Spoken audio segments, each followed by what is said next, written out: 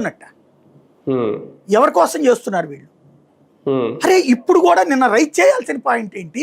YCP తెలివైన వాళ్ళు అయితే ఏమయ్యా ఏదయ్యా రాజధాని నగరం లేకుండా నువ్వు రాజధాని కట్టడం ఏంది, రాజధాని ప్రకటించడం ఏంది, అమరావతిని పార్లమెంట్లో నిలదీయాల్సిన పాయింట్ అది కదా.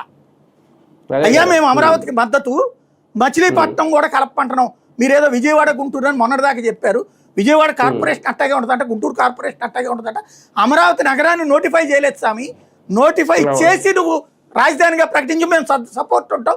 దాంట్లో మా డిమాండ్ ఏంటంటే మచిలీపట్నం కూడా చెయ్యి, లేదా నువ్వు చెయ్యవా నేను వచ్చి మచిలీపట్నం చేస్తా. ఇది నువ్వు మాట్లాడా.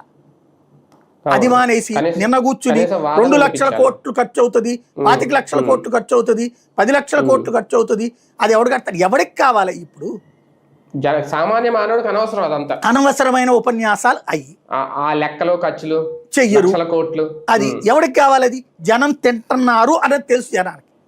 ఎందుకు తెలియదు? 400 కోట్లతో కొండ మీద కడితే ఇక్కడ వీళ్ళు 4,000 కోట్ల రూపాయలు ఖర్చు అవుతున్నాయి అంటే జనాలకు తెలియదా?